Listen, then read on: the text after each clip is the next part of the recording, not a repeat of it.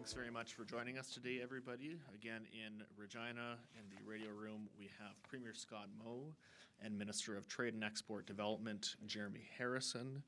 On the phone line, also in Regina, is Chief Medical Health Officer for the Ministry of Health, Dr. Shahab. Like I said earlier, Premier Moe will have an opening statement on the COVID-19 update for today, followed by a brief statement from Dr. Shahab.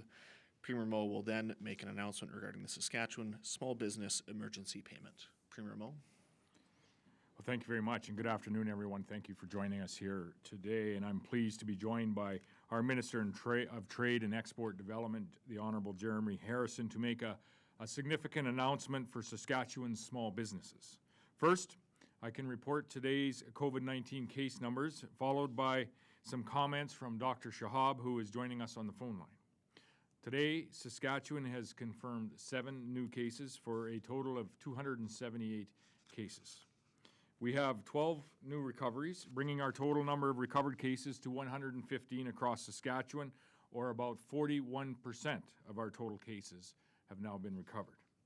Our active case number has again decreased today to 160 cases, down from 165 cases yesterday. Another significant milestone is that for the first time, the Roy Romano Provincial Lab has processed over 1,000 tests in a day, with 1,051 tests processed yesterday. We will continue to ramp up testing and contact tracing with a target of processing over 1,500 tests per day by the end of this month. High levels of testing and contact tracing are keys to reducing the spread both now and in the weeks ahead, when we begin to lift restrictions and reopen businesses and services in communities across Saskatchewan. So again, I say thank you to the people of Saskatchewan for everything that you are doing to control the spread of COVID-19. And I'll turn it over to Dr. Shahab now for a brief overview on the phone line. Thank you, Premier. So this is Dr. Shahab. And I won't go over the numbers, and the details are posted on the website, but I do want to confirm that our curve remains flat. Our deaths remain at 3, which is unchanged, and number in hospital remains at 8, which is again unchanged from yesterday. And I especially wanted to recognize and extend the thanks of myself and the entire health community to community and faith leaders in our province who are taking special precautions to keep their members safe this long weekend while remaining virtually and spiritually connected with them. I was very pleased to see media reports about the many innovative and creative steps that are being taken in our province to recognize these important celebrations in a safe and physically distant way this year. So I just wanted to thank all faith and community leaders for your continuing help to help us flatten the curve. Thank you very much. Well, thank you, Dr. Shahab, for what you do today and every day. And I want to echo Dr. Shahab's comments with respect to the fact that we are in a time of traditional celebration in Saskatchewan.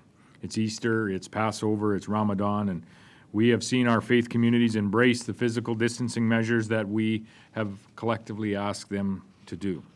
And I would encourage all of those celebrating this weekend to do so responsibly. Don't gather with those outside of your household. Don't go shopping unnecessarily. And I know this can be difficult, but these measures, they save lives. So thank you to each and every resident of Saskatchewan for continuing to pull together by staying apart.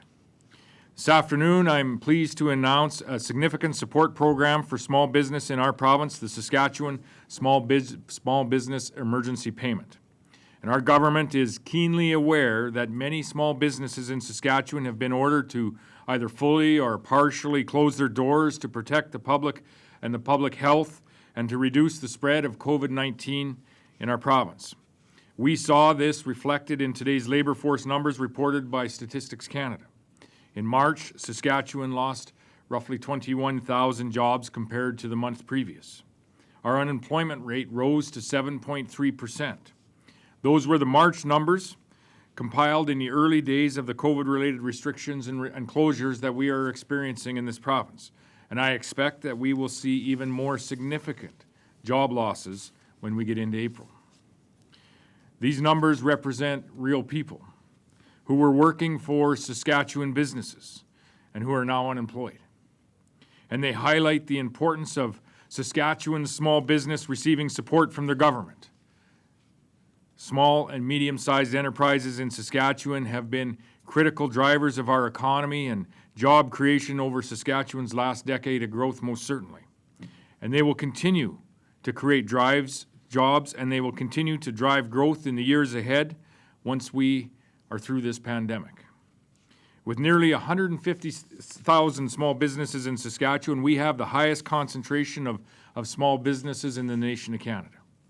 A quarter of all wages in Saskatchewan are paid by these small businesses, and 24% of Saskatchewan's GDP is attributed to these small businesses directly. But today, many of those businesses are being required to close or to significantly reduce their operations in order to protect the public health and safety, and they need and they deserve our assistance to help them through this very difficult period. So today, we are pleased to announce additional financial support to Saskatchewan businesses directly affected by the COVID-19 response. We are launching a new support program that's called the Saskatchewan Small Business Emergency Payment. This program will provide direct financial support to small and medium-sized businesses that have had to temporarily close or significantly curtail their operations as a result of the current pandemic response. This program will provide these businesses with a one-time grant based on 15% of their monthly sales revenue to a maximum of $5,000. Eligible businesses must have been fully operational at the end of February and have experienced a loss of revenue and commit to reopening their business once these restrictions have been lifted. The program was designed to be simple, and it was designed to provide businesses with timely access to much-needed financial support. And it was designed to provide maximum flexibility to businesses. This grant is not dedicated to specific cost pressures. It's there for them to use as required. It was clear through the consultation process that many businesses are facing acute cash flow pressures in the immediate term, owing to fixed overhead costs such as rent payments, for example. And this new grant will help businesses address just such pressures. Businesses know best how to invest their dollars, and this flexibility will allow them to do just that. In addition, we will be asking that the federal government exempt this funding from the business income for tax purposes. We recognize that this support will not solve all of the problems facing businesses during this pandemic. However, this is the first step in our economic recovery efforts, and I do want to stress that we are committed to continuing to work with business throughout what is a very unprecedented time. Since this crisis began, I have said that our government will take a three-pronged approach, focusing on restrictions, focusing on resources, and on our economic recovery. Well, today's announcement recognizes that many small businesses have been hurt by the restrictions. So we are providing the resources to help ensure that those businesses can reopen when we begin our recovery. This new program supplements the supports that we have implemented already. These include waiving penalties and interest charges for 3 months for late PST returns. These include zero-interest bill deferrals for up to 6 months for our Crown utilities, and waiving Workers' Compensation Board premium penalties until June the 30th, 2020. We have also created the Business Response Team to help businesses navigate through all of the information and the programs that are available to them, and to date, the Business Response Team has fielded about 2,800 calls, and I'm sure that they'll be a bit busier with the launch of this program here today. In closing, I want to say thank you. Thank you to the business community for their continued input. To them, I would say this. I know this will not address all of the challenges that you are facing, but you should know this. We are in this together, and our government will continue to stand with you throughout this time. This is the first step as we work together towards a more broad-based economic recovery effort in the months ahead. Lastly, I want to encourage all Saskatchewan residents to do what you can to support local businesses. While they may be closed to the public, many businesses remain open through other options, such as delivery, such as pickup or online services, and many other options. That local businesses, recognize this, that local businesses have created jobs in your community. Recognize that local businesses have quite likely sponsored your local sports team or your community event. So if you are able now is the time for each and every one of us to return that support to our local business. Thank you very much. Thank you, Premier. We have about 25 minutes for questions. We'll take our first question from the phone line. We have Arthur White-Crummey with the Leader Post. Hello, this is a question for the Premier, Arthur White-Crummey here. I know that you said that in light of these job numbers that were just released by Stats Canada today, that you're expecting even worse numbers come April. I just want to get a sense of what exactly the provincial government is bracing for here. Do you think that there's a chance that the province could slip into a depression? These numbers that came today, and these are not specific to Saskatchewan, they're nationwide. I was just on a call with the premiers, and we were discussing this among a number of other items. We're down 21,000 jobs month over month in this province. This is at the very front end of the restrictions that were put in place as we entered this COVID pandemic response. We are expecting that as those restrictions came into full force in the days after this Statistics Canada report was conducted, that we will see additional job losses not only in Saskatchewan but across the nation of Canada. What we're seeing today is an investment in small business, ultimately in the people that are employed by small business, to ensure that when we do get on the backside of this curve, that we have the small business community in the province so that we can actually have an economic recovery. And that's what today's announcement is about specifically. Do you have anything detailed with respect to the unemployment numbers as we move through the next number of days, Jeremy? Yeah, well, thanks, Premier. Clearly we are facing an unprecedented challenge to our labor market.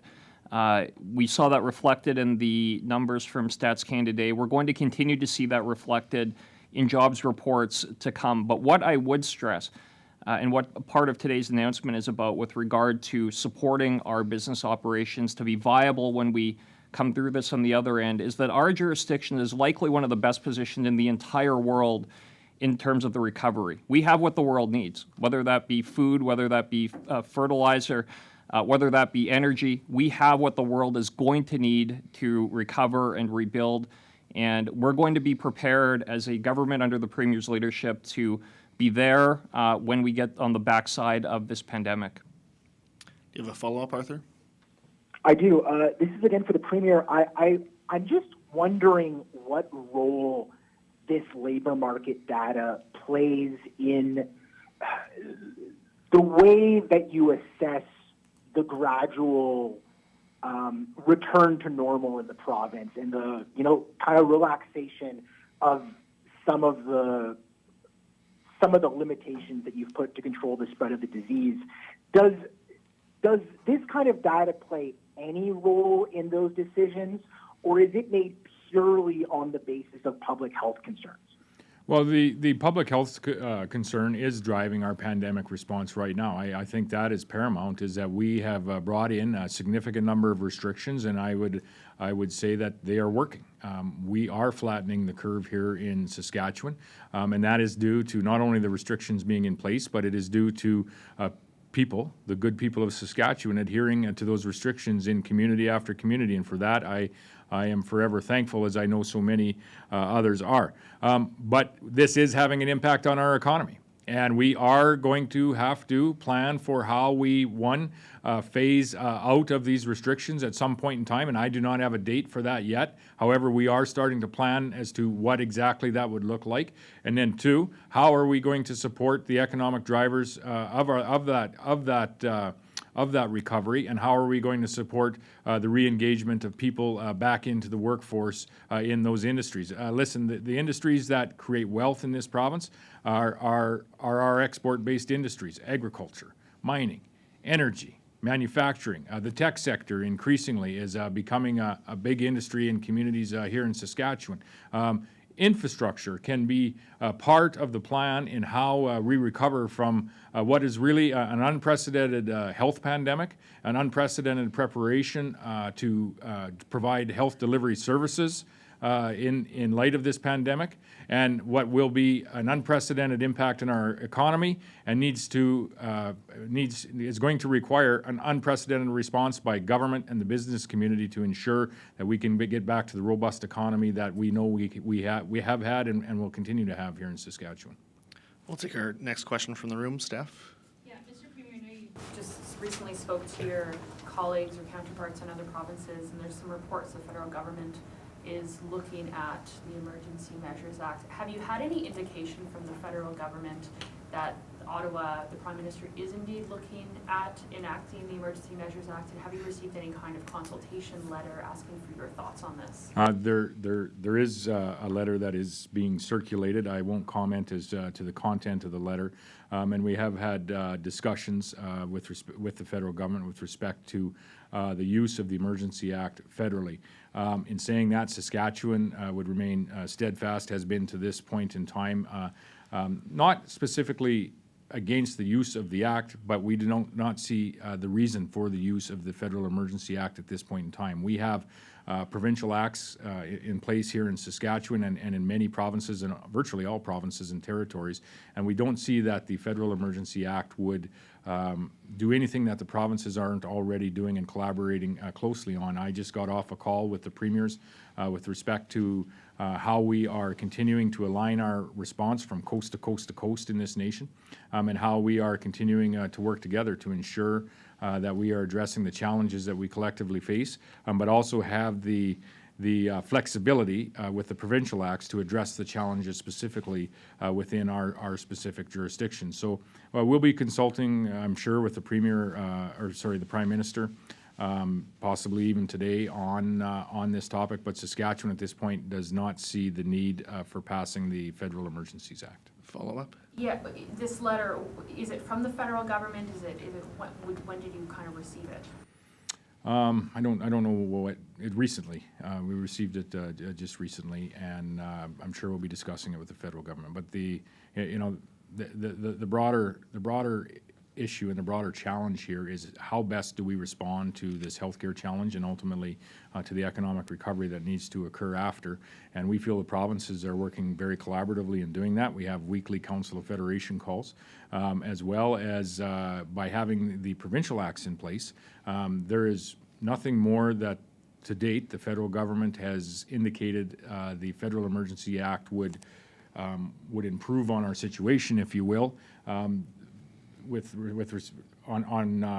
respect to the provincial acts that are in place now. So we're working collaboratively with other provinces. We feel the current environment is most beneficial for all Canadians, and because it does provide for alignment across the nation, but it also provides for that provincial flexibility to address some of the challenges we have. Again. We'll take our next question from the line, operator.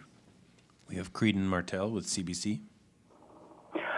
This is a question for the Premier, or possibly both Minister Harrison and Premier Moe. This is about the Emergency Support Fund. It says that it's a $50 million fund, and some of the things are, that people or that businesses have to commit to reopening following, the cancellation of the public health order. I guess what oversight does the government have here to, ensure that this money is spent appropriately? It says that it's not for any specific cost, at all. What is the government going to do to ensure that this money isn't, used on anything it shouldn't be? Sure. Thanks, Premier. We've been in the course of our consultations with the business community over the last number of weeks. The biggest challenge that we have heard has been around largely fixed overhead costs. So that can be rent, that can be lease costs, but primarily around fixed overhead costs and very real cash flow problems in the short term. So we did look at options, whether to address very specifically elements of fixed overhead, or whether to take a more flexible and broader approach that would give businesses the opportunity to deploy those resources in the way that they felt would best support their business. And we opted for the latter approach, which will give flexibility for businesses. If they are facing challenges with regard to rent, lease payments, they can deploy the resources in that regard. If they have other areas where they feel that these resources would better support and keep their business moving forward, they'll have the flexibility to do that. So that was really the reason that we opted for a flexible approach to how the program was structured, and also with a very keen desire to move this forward as quickly as we possibly can. So we're going to be in the position to start accepting applications and processing those applications as quickly as Monday next week. And our intention is to be able to move this, these resources, this funding, forward as quickly as we possibly can. And we're collaborating across government in doing this, between Trade and Export and between Ministry of Finance, in deploying this as quickly as we can. Do you have a follow-up, Creedon? Yes, I do. My follow-up is, where is this $50 million coming from? Well, this would be an emergency appropriation, which is why we, named the program such as we did. We have the ability to allocate these resources in the short term, and we're, confident that this is something that we're going to be able to move forward with very quickly. We'll take our next question from the line. We have Lisa Schick with CGME. Hi, I am just wondering, does this, for a business to be able to get money from this fund, are they not able to get federal funds, or does it matter if they're also getting federal help? Some may be eligible for both. Do you have a follow-up, Lisa? Yes, and, oh, sorry, I had a list here.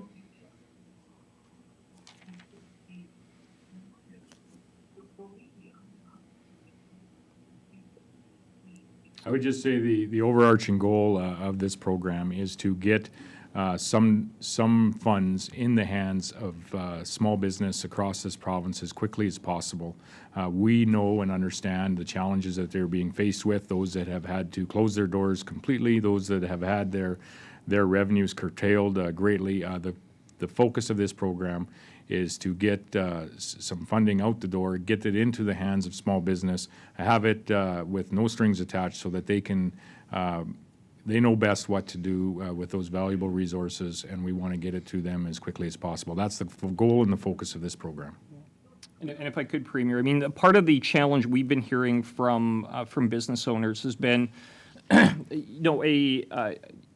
a recognition that the supports that the federal government have announced are going to be significant, real, and helpful.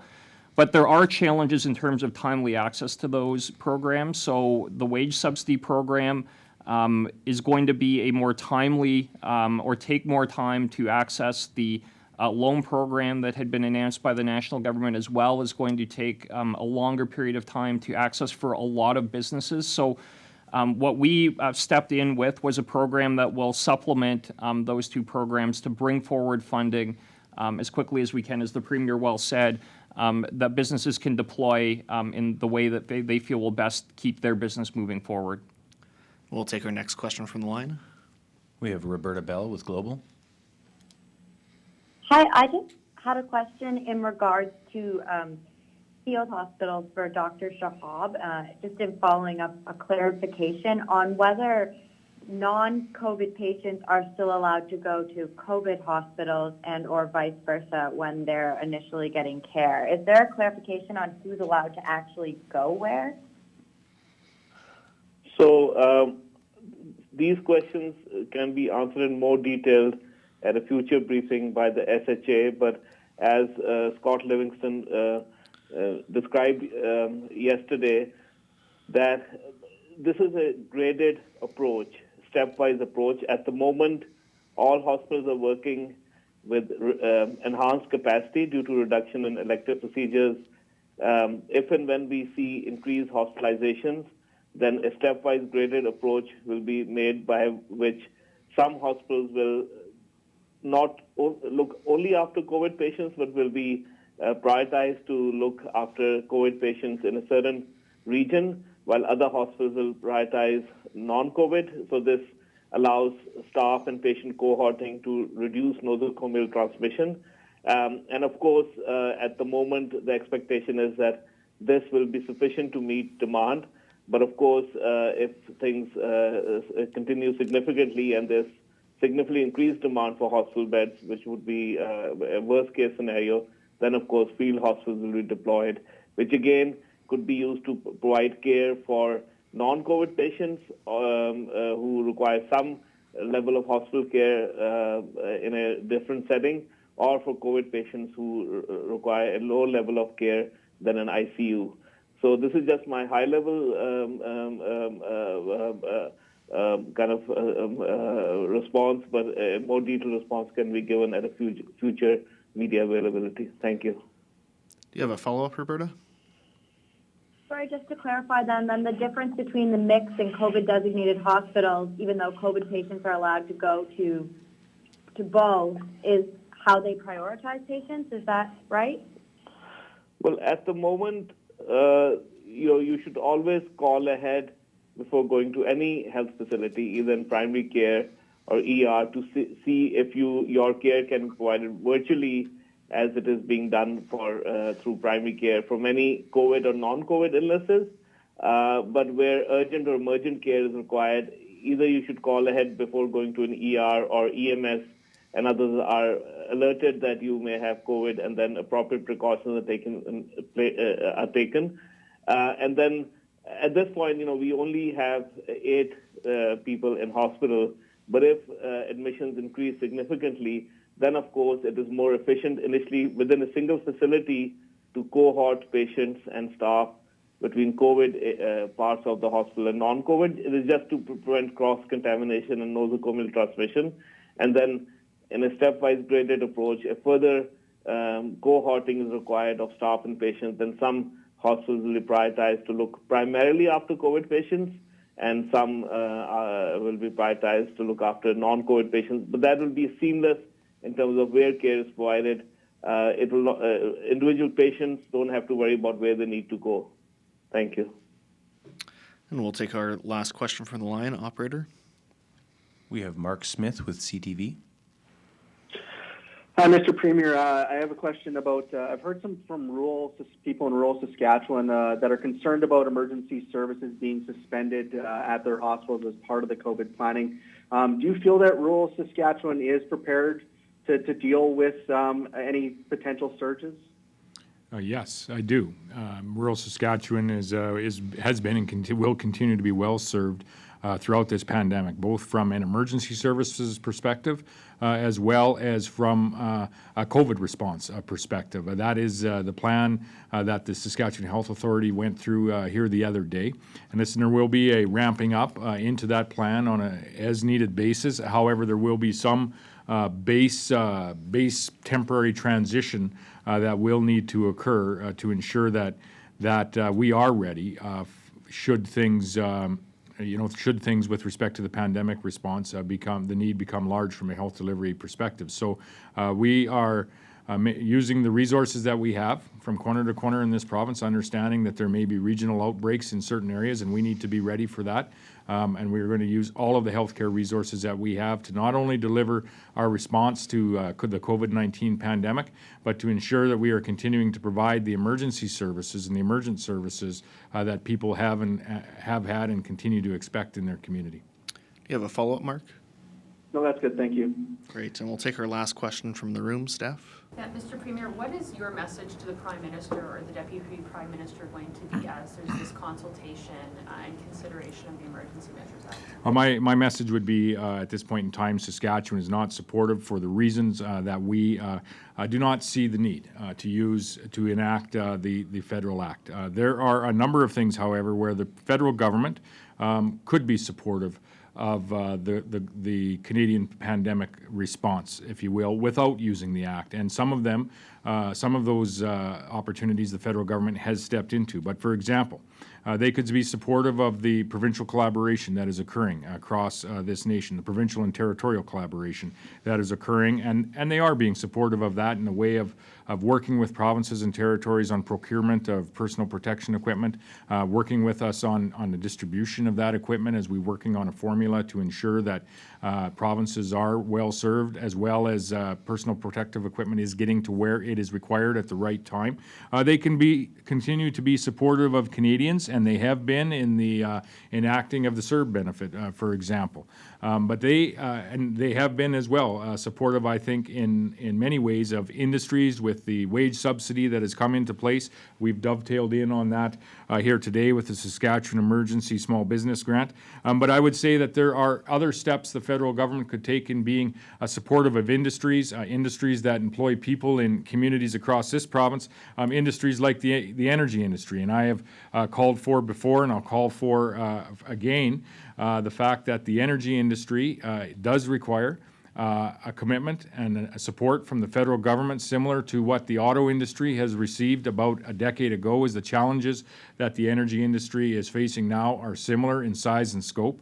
And they do need, and there are levers that the federal government and only the federal government can pull in the way of providing liquidity to this industry to ensure that when we are on the backside of this curve, that we do not only have an agricultural and manufacturing, a forestry, but also an energy industry in this province to ensure that we can have and enjoy an economic recovery to the fullest. A follow-up? Yeah, what have you been told from them about why they're even looking at this or considering going down this route? The concern that I have heard thus far is just to ensure that if there are tools that are available, the federal government wants to ensure that they are fully having the discussion around all of the tools that are available to them in a response to the pandemic. I have every reason to believe that as myself and potentially other premiers communicate that they feel that the use of this act at this point in time would at the very least be premature, and I, in Saskatchewan, does not see the need for it, that the Prime Minister would take that advice and take that advice seriously. So it is a discussion, not in any way a disagreement or an argument at this point in time. I would just say this in closing. We are thankful for the efforts that the federal government has made in the programs that they have provided and the opportunities that we then have to dovetail in, like we are here today on behalf of small business in Saskatchewan. But we also feel there's opportunities where the federal government can do more without enacting the Emergency Measures Act. This is an act that's never been put into force in our nation, and we don't believe we are at that point yet. So do other premiers, I just want to pick up on the point where, do other premiers agree with you that it would be premature, this isn't the time? I'll let other premiers speak for themselves, and we may have more to say as a Council of Federation in the days ahead. Thanks very much, everyone. That's all the time we have for today.